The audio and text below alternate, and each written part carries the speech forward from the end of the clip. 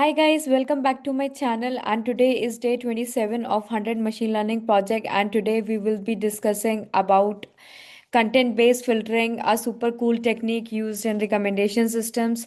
Even Netflix, Spotify, and many applications use this. I think Amazon also uses this kind of content based filtering for their products, for their marketing strategies, for recommendation systems. And we will be building a personalized news recommender using the Microsoft News dataset, or MIND, and I will walk you through the code, what content based filtering is, where it is, and where it's used and how it works, and the code behind it, by the so that by the end you will understand how to make sure your own recommender system. If you are excited, just hit that like button, subscribe, and let's get started. So before moving towards the code, let's first discuss what's content based filtering is. So you can imagine that you are reading a news, you are on a news application, and you are reading a news, and you love the articles about tech and artificial intelligence or machine learning. So content based filtering looks at the content of those articles, like their titles, descriptions, or categories. And for the products, they are basically the metadata that are provided with the products, what kind of product it is, what are the keywords that are attached to the products, and what it will do, it will go through those information, and it will recommend similar products on the base of the products that you like. So it's all about matching items to your preferences, like based on their features, not what other users are liking, but the things that you like. Basically, if you are following me, there will be a chance that you might also be getting some recommendation regarding more machine learning, tutorials or machine learning code projects, YouTube videos, or if you go through the short videos on YouTube, you will also get recommendations of different small concepts that are converted into shorts, so that you can have like similar products or similar information in multiple uh, platforms or multiple channels. So it's all about matching the items to your preferences, like based on their features, not what others like what is basically collaborative filtering does. And we have already implemented collaborative filtering in our previous videos. So let's start, like let's understand like how it works in a very basic terminology. So this is, I'm just giving you a layman language, that how this is being implemented. So we create a profile of what you like by analyzing the content of items you have interacted with. Basically, in a news channel or on Instagram or on YouTube, the post that you like, you subscribe to the channels. So that are the things that you are, even searching for the products, searching for a particular video is also like interacting with what kind of content you want to look into. For the products also, it goes like similar, like what kind of product you like, what are the things and you buy like often, and to give you similar recommendations on that.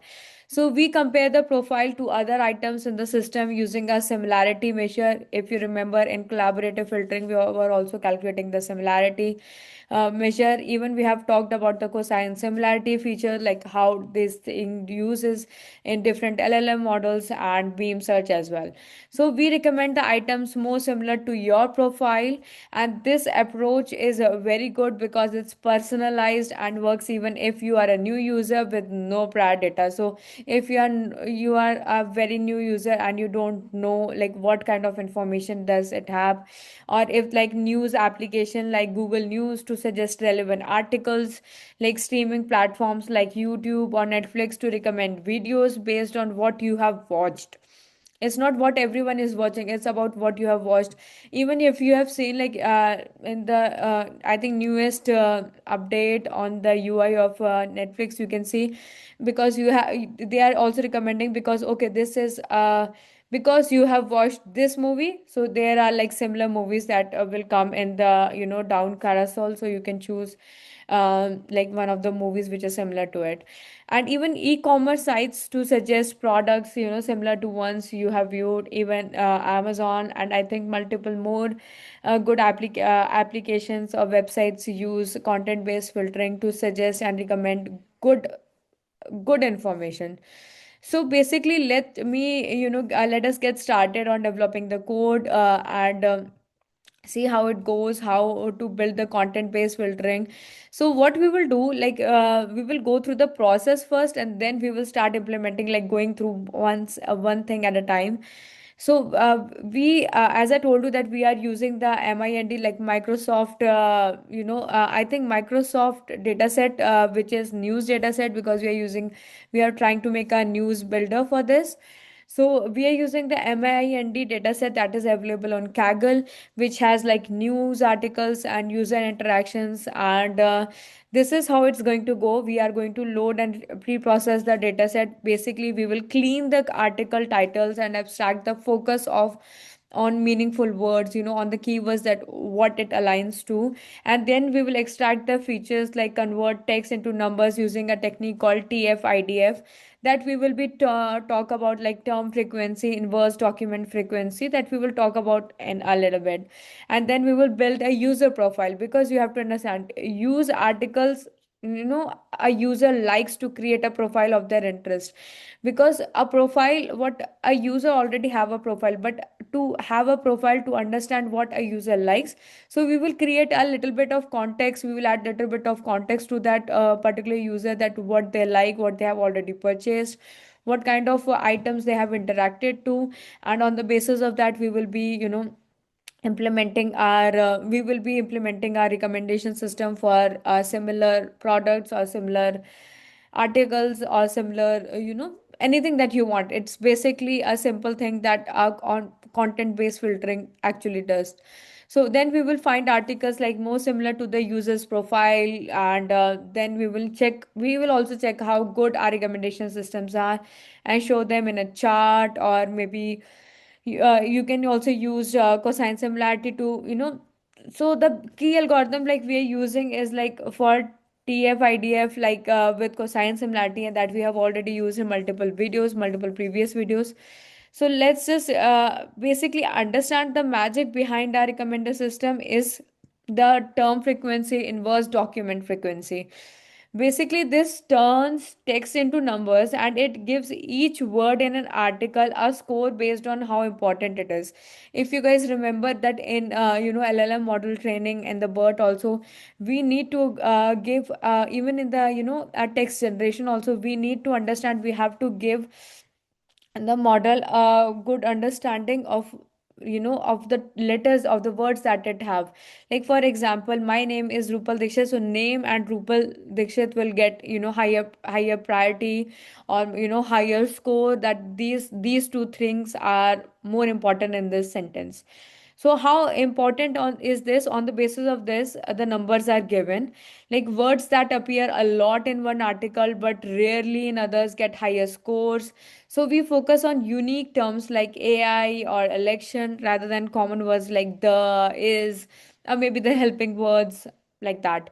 So, and then we will calculate, the cosine similarity. Like once we have all the articles in a numerical vectors, we compare them to the user's profile. Basically, cosine similarity measures the angle between these vectors. Angle means more, smaller angles means more similar content. For example, if you like tech articles, and articles about AI will have a higher scoring than the articles regarding sports, or articles regarding but maybe a regulation, or change of regulation, or as in a school or in a college or something like that. So this is how prediction works. We basically create a user profile by averaging the TF-IDF vectors that we have already discussed. of articles, and they have that on the basis of what they have liked, and then we compute cosine similarity between their profile and all the other articles, and the articles with the highest similarity scores are recommended. It's like, saying like, hey, you like these tech articles, so here are some more tech content you'll probably like. And because a person who already likes it, and if you're providing similar content to it, he has a good chance that he will look into it. Or you can also grab attention, or call more people towards the new content that you have. So let's walk through the code here. First, we are just installing some of the libraries for your reference. So I always make sure that I give that command also, because sometimes you think that you have already like installed, sometimes it's not installed. And then we're importing some libraries that are pandas, NLTK, NLTK corpus, tokenize, sklearn feature extraction, metrics pairwise for cosine similarity, and numpy. So now what we will do, you can see that this was the data that we had with behavior TSV and that news TSV and everything. So this is the MIND small trend data. So I'm not calculating a big data on the basis of this. So we load the news .tsv data from the MIND data set, which has articles with titles and abstracts. So we clean the text by converting it into lower cases, removing punctuations, and filtering out common words like the we don't want the coming up again and again, which is a very commonly used word, using NLTK stop words. And then we combine the title and abstract it into a single process text column. So you can see that in this process text column, everything is pre-processing of the article, and all the informations are being done. Then, if you remember, we talked about the TF-IDF information. So we use TF-IDF vector tokenizer to turn the text into a matrix of numbers, where each matrix is a vector of up to like 500 word scores. And this matrix lets us compare articles numerically, like what is the value of this article towards this article. Is basically the conversion of if you guys remember that we talked about the term frequency to inverse document frequency, that to understand like what are the vectors, and to give the process text the information of each word to a vector and then convert it. So now we are using the load we are using just loading the select a user with at least three clients, and we are just trying to three clicks that at least the user has clicked three, that this is the interacted information. So right now we are creating the user data, and on using the behavior data, we are also trying to create a profile for that. So we are loading the behavior .tsv file, which has user interactions. And for user, you can see user U137440, we get like their liked articles from the history column, and average their TF-IDF vectors to create a user profile. So how this is going, that for our user they have like 9 articles, but we which we are using to build the profile. But here you can see there are 10 articles, and the whole thing is there. So this is the user we are using, that U11306, with the history and what are the impressions, and the liked articles are 10, the number of clicked articles are 3. And on the basis of this, we are creating the user profile, if you remember, because the cosine similarity will be calculated on the basis of the user profile and the TF-IDF documents that we have. So if we similarity scores, now we are implementing the cosine similarity. If you remember the cosine similarity between the user profile and all the articles, and then pick the top 5 most similar articles that the user hasn't seen. The output shows the articles about, these are the articles like finance, news, videos, news, finance, with the similarity score of, you can see, 0.022. So these are very close to each other, and the cosine similarity is close. That's why these we have taken out, and we can recommend these to the user profile. On the chart labels, we can see that okay, we were not able to print the basically the chart table, but we can see the chart data, that how the labels are and what the data set is. That is, if I'm providing you this, Then the you can see the scores of 0.22227 and similarity scores to two list. So this is the information, the title as well as the similarities. And here comes the label also. IMC chief says with the finance label. South Carolina prices with news label. So we are taking out the main words, the TF-IDF vectors, as well as the top recommendations with the categories. So we are providing the categories also with the with like metadata, we can say that, so that you guys have understanding of how these things work. And then we are using like impressions also. So this is like visualizing the data, like how we check how many of our top 5 recommendations match the users clicked articles from impressions. So our like is not that good, because the user only clicked one article and it wasn't in our recommendations. So this shows we need more clicks and data, we need data, user engagement and user understanding to get more clicks and more understanding to make a recommendation better, a recommendation system better. And there are different kind of scenarios also, like while making a recommendation system, there are like what are the top 5 things that were recommended, and on the top 5 things how many of the things were clicked, or user engaged with how many of those recommended systems or recommended items. If the user is able to recommend use it and basically interacted with it properly, that then it's a good recommendation system. Otherwise you try to tweak it with a little bit, you try to make sure that you get more information, and you check like what are the top 3, top 5, like in the carousel, if it is going outside, like what are the, even from the search bars also. So this is a kind of recommendation system that you can use, you can implement for your basis, or you can use this to understand how Netflix, Amazon and a lot of application websites are using that. And even to increase the user engagement, you can implement this for your applications, for your ongoing projects, to make sure that okay, that people stay on your website more and more and are engaging and coming back to your website like again and again, to your product or to your information that what you're trying to provide.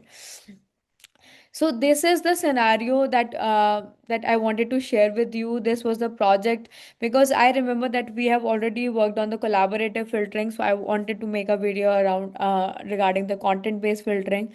So we used a very simple data set. It was a smaller data set. So you can use a bigger data set with a lot of user interaction information, user interaction samples, and maybe you can create a better model, and train your model with a better accuracy, with a better precision also, and maybe implement integrated with your application or project.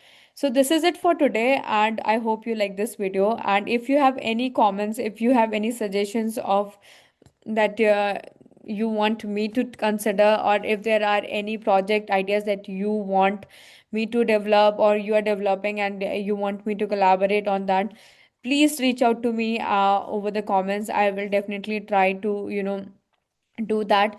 And if you want to understand a particular concept, or if you want me to make a better video on a particular topic that I have already covered, or if you want to work on the video, on that video with a bigger data set, and if you are facing any errors, you can reach out to me. Maybe we can sit together and we can work that thing out. So this is it for today, and I hope you like that video. Make sure you subscribe to the channel and you hit the notification button so you are aware when I'm posting the videos. I mostly post the videos like daily. I make the project on daily basis. This is not a pre-recorded video, so I always make a project on like daily, and then record a video and then post it like right away. So I'm always on my YouTube. You can always reach out to me, and good luck and good day to you. And thank you so much for being here and being a part of my learning journey, as well as I hope that I am part of being your learning journey. So this is it for today, and thank you so much, and see you tomorrow.